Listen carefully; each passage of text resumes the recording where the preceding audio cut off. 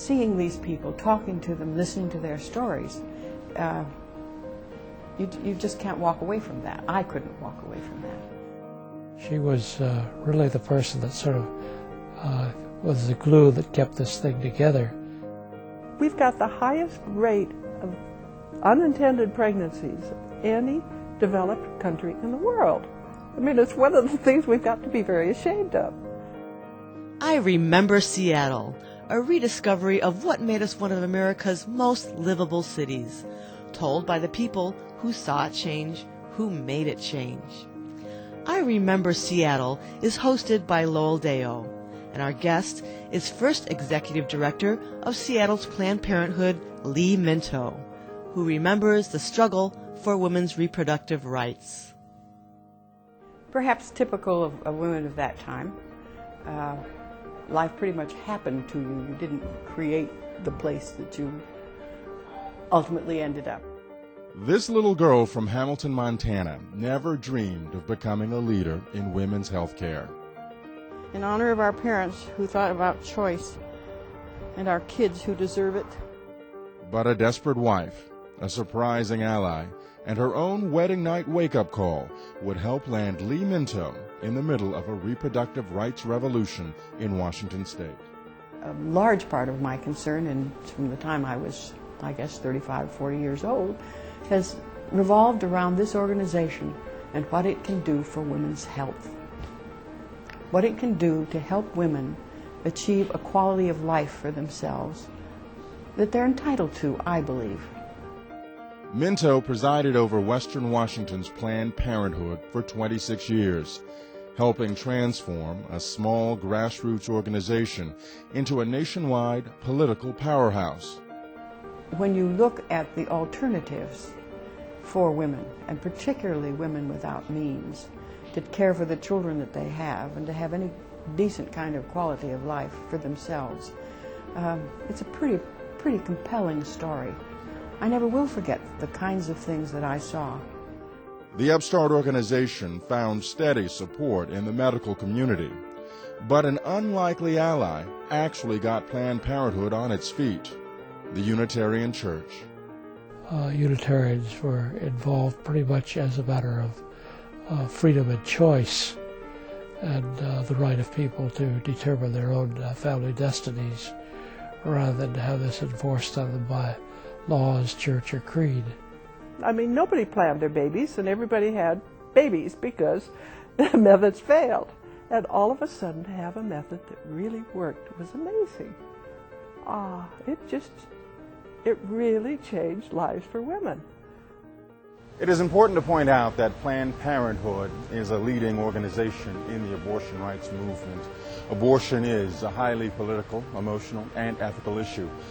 But this program isn't about the abortion controversy. Instead, it is about the life and career of Lee Minto, a woman whose courage and convictions have impacted so many lives.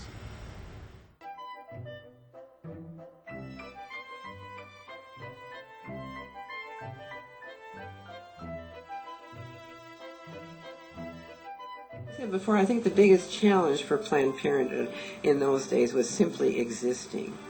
In other words, existing as an organization that could and wanted to help women have only children that they wanted. I mean, it was a very important breakthrough that could be talked about, even though there was no talk about how babies happened. Things were very quiet. People didn't talk very much about sex in those days. You didn't have much of an opportunity to learn very much about sex.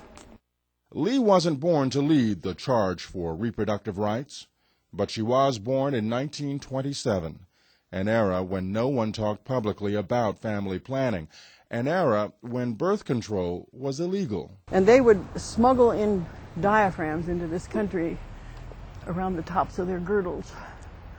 When they'd come, everybody went to Europe, every year. And when they'd come back, they'd bring diaphragms into the country, tucked into the tops of their girdles. So that's how we got the first diaphragms in this country. Birth control never crossed Lee's mind when she started school at the University of Montana. But soon she met her future husband, Robert Minto. The couple planned to marry and continue their education at the University of Washington, but they didn't want kids right away. That's when Lee got her wake-up call. I went to this doctor, and he refused to examine me.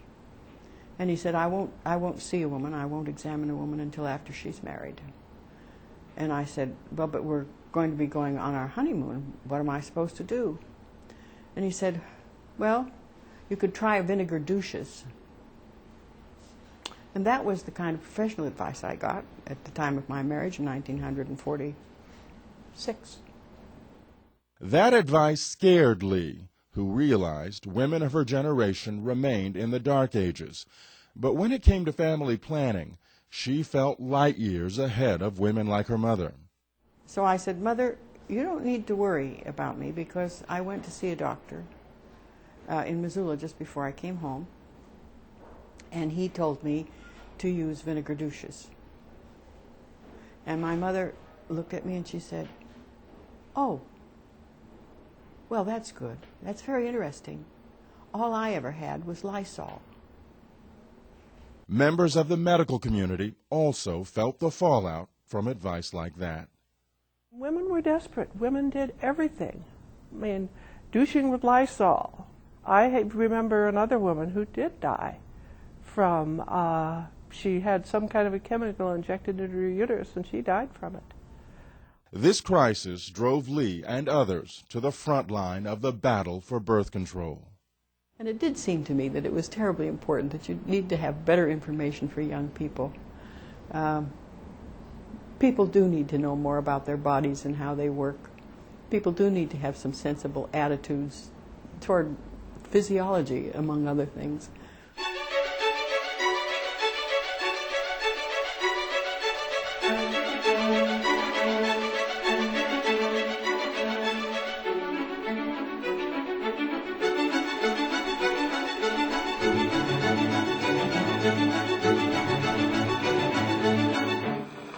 We just barely got started at the end of 1939 and found our headquarters. Our first clinic was, everybody knows, was a little empty Chinese laundry on Broadway, and it was owned by an absolutely, totally non-compass old lady. We charged us $25 a month. We thought it was pretty steep. The sanitary privy was in the backyard. It did flush, but there was no plumbing. I mean, no, there's plumbing in the place, but no bathroom. The Planned Parenthood movement in Seattle began in 1935 with a registered nurse named Jean Percy. It was the Great Depression, a time when many families struggled to provide for their children, a time when an additional mouth to feed could financially cripple a household. The first birth control clinic opened on Capitol Hill in 1940, and a steady stream of women found it by word of mouth. This was a small organization. It couldn't get any publicity at the time, but they did have the support of the medical community, because doctors recognized that you shouldn't put this kind of a burden on low-income women. Anybody who had money could go to a doctor and get help being fitted for a diaphragm or get other information about family planning that they needed. Low-income women couldn't afford to do that. During the 1950s, the diaphragm became the major method of contraception, and doctors turned to Planned Parenthood to learn about birth control. My first contact with Planned Parenthood was when as I remember her now, a little old lady in tennis shoes came up to Harborview at the postpartum clinic and took the medical students into a back room and talked about something that couldn't talk about otherwise, and showed us a diaphragm. That was my sum total of family planning education I got in medical school. Members of the medical community became closely involved with the small organization. And across the way, over here was, down there, was the pharmacy of Louise Gideon's husband, Russell. And Louise was, I guess, the first black member of our board. And she came here from the south or the east coast. And the minute she got in the city, she signed up for Planned Parenthood. And she was a board member. We just love her to pieces. She's now 90 years old, lives out in Laurelhurst. I see her occasionally. Planned Parenthood soon became a leader in women's health care. And they certainly did it before public health. But it was small and it was self-supporting, had no federal money at all. The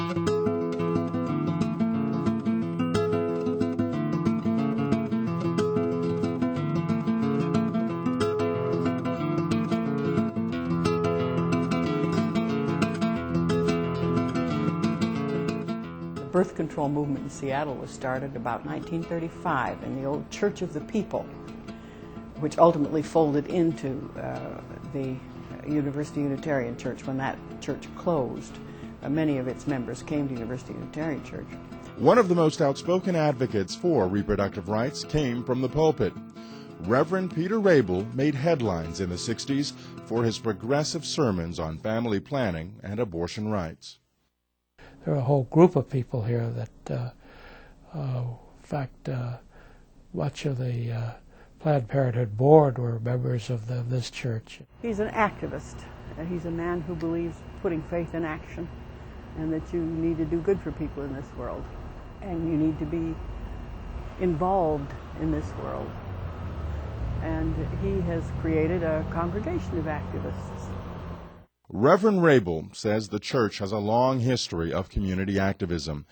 He served as head minister of the University Unitarian Church for 37 years. Many Unitarians were very active in the Planned Parenthood birth control going back a long time. In the 60s, we began to get involved in the abortion issue and to sponsor things like the abortion centers, abortion referral places, things of that sort. And Lee Minto was in the thick of it, working as a church administrator in the mid-60s. She remembers listening to the stories of people desperate for help. She told me she lived in this one-room flat, and there was a sink in the corner, and she had to do diapers for 3 children in that sink. And she had the baby in a dresser drawer, because that's the only place they had for the baby. And they had a cot that was shared by the other 2 children. They all lived there together, but the young father, had gotten into a training program supported by the Office of Economic Opportunity, the old OEO. And she felt so happy because for the first time in their lives, they were going to have a chance to make it. And she was very proud of that. And she went into the clinic to be fitted for her diaphragm. And the doctor told her she was already pregnant with another child. And she came back and she just collapsed in my arms. I couldn't do anything to help her because abortion was illegal at that time, which her main fear was that her husband would leave her. He had not wanted the last child. Lee worked hard to raise money for families in need, but soon realized she could do more by working for Planned Parenthood. And a very good friend of mine, by the name of Lenore McIntyre, who was the wife of a local obstetrician and gynecologist, they were members of the church. And Lenore said, okay, Lee, I will give you another check, but you've got to come on the board of Planned Parenthood because there are better ways to deal with these problems. You prevent them up front. You help people be able to have the kind of children, or the size family that they want. So I went on the board of Planned Parenthood.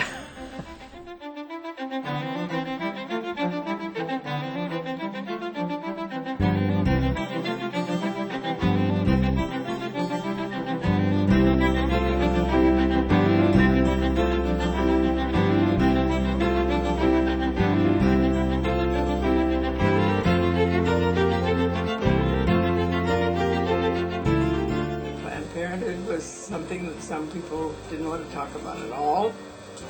And when we wanted to talk, to have something written up in the paper, often they wouldn't write it up. They wouldn't. At one time we had an issue. They finally put it on the obituary page. A very small article. But we weren't popular at all. And you had to be one of the, shall we say, pioneers and brave, talk about it. In 1967, Lee became the first full-time executive director of Planned Parenthood. She spent a lot of time speaking to groups about the organization and spreading their message, which wasn't always easy. Now, you had some high-level support with the doctors. Yes. And also with Attorneys. attorneys and a portion of the religious community. Still had a big obstacle, though. The press, getting the message out, the media. Well, early in Planned Parenthood, that was very difficult to get anything in the papers. You just didn't, until General Draper, who dropped that bombshell about population with President Eisenhower, you just didn't get that kind of publication in the press. And then the birth control pill came out, and then the press began to be interested in things, and they could deal with that one. And it was in magazines, it was in newspapers, and gradually you were changing people's ability to deal with that. By the 1960s, the world's population reached 3 billion. I was in private practice when birth control pills first came out, which was a real revolution for women. Attitudes towards birth control began to change with the arrival of the oral contraceptive pill, but abortion was still taboo. Because everybody knew that there were certain doctors in town you could go to and get an abortion if you had money. But women without means didn't have any alternative other than illegal abortions, which were dreadfully unsafe. When women would come into the clinic to get pregnancy tests done, we were not permitted to say anything about going for an abortion or anything like this, but it had been in the newspapers, and so we always told women, well, if you did decide to go and have something done, do come back and get some birth control so you don't have to go through this again. Lee says laws against abortion often left doctors in a worse predicament. What they were asked to care for were septic abortions that would present at the hospital after some woman had used the equivalent of a coat hook, if you will, or had gone to somebody who was not clean, who did not do a clean procedure, and the abortion was incomplete, or a sepsis had occurred, which is blood poisoning. And sometimes you lost them. I mean, you just simply couldn't save them. But in every instance, you compromised their future fertility. On Thanksgiving, 1969, a frustrated Renton doctor dropped a bombshell. Dr. Franz Kuhn told the Seattle PI he had performed thousands of illegal abortions in just 3 years. I think he said he'd done 3,000 abortions for low-income women, that he just felt that it was absolutely unthinkable that we could not provide a safe medical procedure for women who needed it as badly as they did. This act of defiance pushed Washington State into the front lines of the reproductive rights campaign. Over the next year, pressure intensified to legalize abortion in Washington. We'd hoped that the legislature would pass this law, and we couldn't get it through the legislature because at that time, I think there were 7 Catholic members on the Rules Committee, and we couldn't get it through the Rules Committee. Lee co-chaired the group that drafted Referendum 20, which put the issue on the ballot, and organizers found support where they least expected it. Well, Slade Gorton was in favor of this. Of course, Dan Evans was in favor of this, and Joel Pritchard, who was really the most remarkable person in terms of the passage of this law, because he was in the state Senate at the time. And he really maneuvered this with the help of a wonderful woman by the name of Marilyn Ward. They got enough votes to get it out as a referendum. Lee says the initiative had more legislative support from Republicans than Democrats. In 1970, Washington became the first state in the nation to legalize abortion by a vote of the people. I think there must have been 55 or 60 statewide organizations who got behind this and pushed it, and the churches got behind it. And it was thoroughly debated all over the state of Washington, and we won it by 56% of the vote. Meantime, President Nixon, seen here with Lee at the World Fair, called for more federal support for family planning services. The president signed Title X into law in 1970, which is part of the Public Health Services Act. It was a very good program. It was aimed at low-income women, and we were not permitted to charge anything for any of the services at all. And it was really quite comprehensive because not only did we give contraception, we were to give all methods of contraception, but also to provide some basic health care. Lee says most of the politicians involved with Referendum 20 still support the cause, except for one. Slade Gorton, I think, subsequently had second thoughts about this. Obviously, when he ran for the Senate of the United States, he had second thoughts about this because that wasn't where I think he felt he could comfortably be. Those small victories set the stage for the mother of all reproductive battles. But the drama of the federal fight would pale next to a local one that would threaten the financial health of Seattle's Planned Parenthood and the health of Minto's own family. Well, I think that when we got political and started working on Roe versus Wade was the most significant thing that I was a part of. But I was also becoming aware that the federal government was very powerful and had a lot to do with how people in this country lived, and that you could not ignore politics. So for me, I think it was getting involved politically in Roe versus Wade and the need for our Supreme Court to say, this is okay. And what you are doing is beneficial. And that, of course, was a political battle. In January 1973, the U.S. Supreme Court handed down the historic Roe versus Wade decision. It's known as the case that legalized abortion nationwide. It also triggered a firestorm of criticism, leading to dozens of legal challenges. One of those was Initiative 471, which attempted to keep the state from paying for abortions. Minto helped beat that one. We were going to say no to injustice and no to extremism and no to unfairness in the lives of these women, and we did. We run that campaign. So the women, the state voters passed, not by as large a margin, but they did pass that we would maintain funding for low-income women. In the early 1990s, Planned Parenthood and its supporters launched a new campaign. Initiative 120 would ensure a woman's right to choose and guarantee state funding for all reproductive health services. The kind of law that would codify Roe v. Wade privileges in Washington state, but in addition had the funding piece attached to it, so that they would also be funded by the state. If the state funded one, they had to fund the other. By this time, Planned Parenthood had clinics operating in all of the major counties of western Washington and some rural areas. It vastly grew and expanded under her direction and became a really influential part of the city. She had unlimited energy and dynamic, and not only here in Seattle, but eventually became a leader in the whole national Planned Parenthood movement.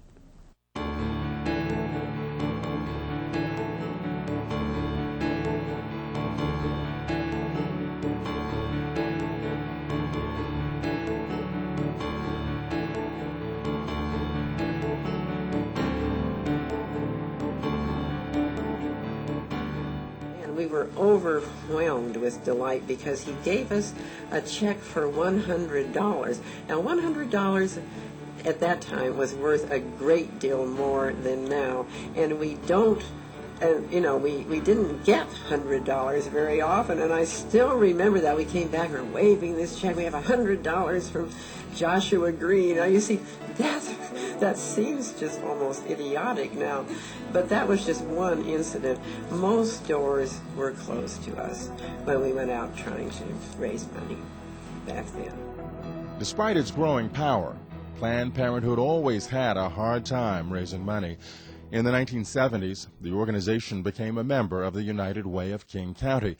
By the late 80s, the relationship soured. That's because in 1988, Planned Parenthood itself began performing low-cost abortions due to a drop in the number of physicians willing to do them. Many of them being pressured by opposition tactics, who would, if they found out their particular physician was doing abortions, would get all the names of the patients that they could that were going to this physician and try to boycott the physician. I mean, it's been a nasty kind of a job. United Way wanted out of the abortion funding business. United Way, we went for over a year talking with them about how this could come to pass in a way that their money would be segregated from our money. And the Catholics jumped into this with both feet, and they wanted us out of United Way. And the Archbishop sent us a letter and told us that we need to change, give up this idea. Board members refused to cave to the charity's demands. And it broke in the press, and people were livid in the community. We never knew how many friends we had. Lee turned her organization into an aggressive fundraising machine. But at the end of that first year, we had made $2 million as opposed to the $450,000 that we would have gotten from United Way. Strong reaction from the community eventually caused United Way to allow donors to designate funds to any organization, regardless of membership.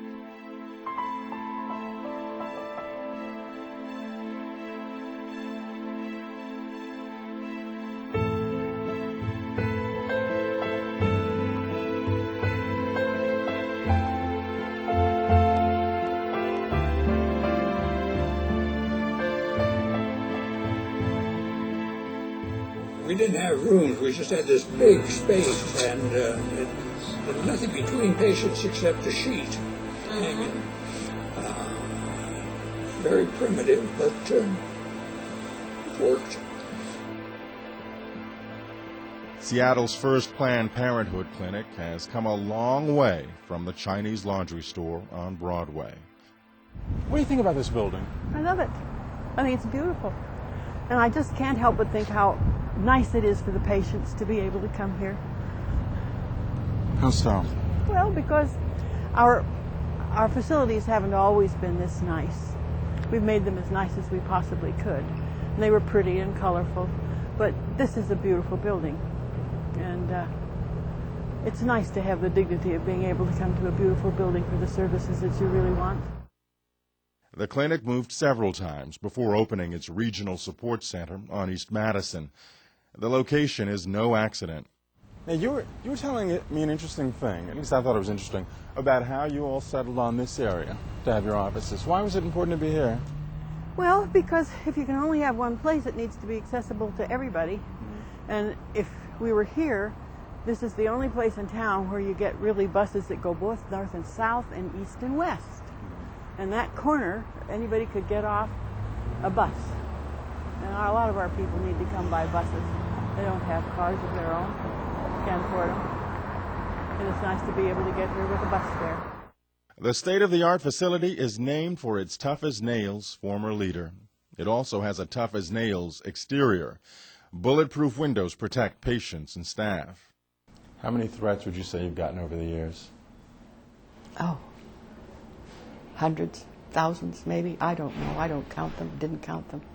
I did, take my address out of the telephone book, and my children were threatened a time or two, which didn't make me at all happy. Robert and I try to live quiet, peaceful lives. But people do find out where you are, and you just constantly get nasty letters. And despite several threats at gunpoint, Lee says she would never back off. I mean, you have to live for something. You have to believe in something that's important for the world, and that's important for the world, for women to be able to have choices about the direction of their lives. The attempt to silence the whole abortion movement by violence in this country, which has had some success. Many clinics in many parts of the country today will not do abortions today just because of that threat of violence and reprisals, either economic or direct threats.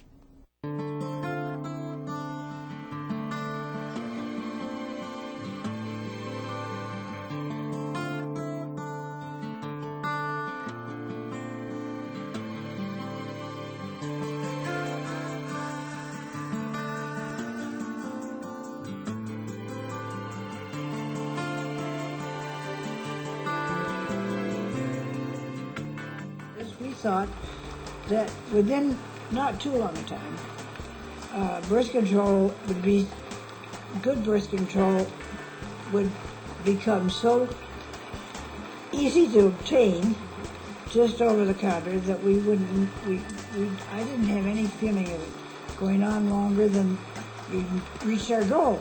Every child is wanted child. Well, we still haven't reached it, and we possibly never will, but we've improved the lot of unwanted children quite a lot. Family planning is still an uphill battle for healthcare providers. Still, over half of, or close to half of all pregnancies in the United States are unintended, which is ridiculous in this day of contraception. An abstinence-only movement has gained strength over the past decade. At one point, schools received federal funding to teach students to just say no to sex. It's ridiculous to assume that 100% of the people are going to choose abstinence as teenagers. That's just not functional. It's certainly even functional for adults. For the people who are sexually active, they can either stop being sexually active or they can use a method of contraception to be able to control their fertility.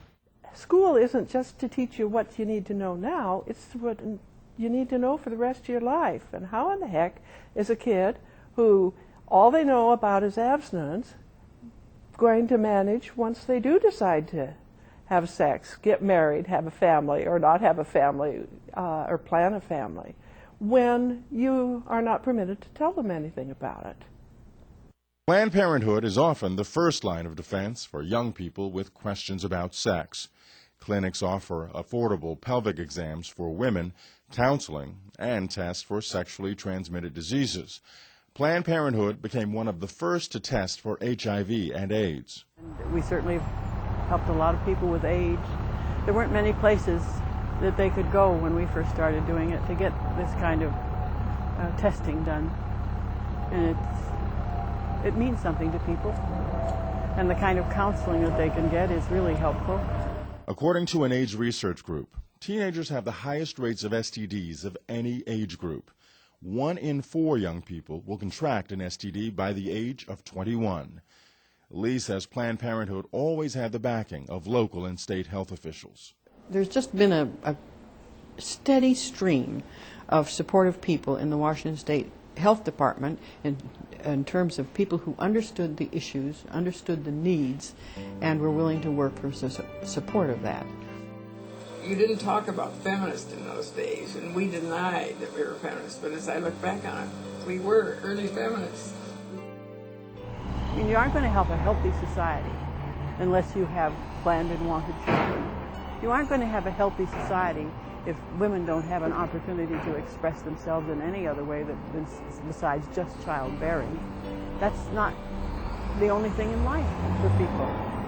It's an important part of life, but it's not the only thing in life. And people need to be able to decide for themselves whether they want to be parents and when they want to be parents.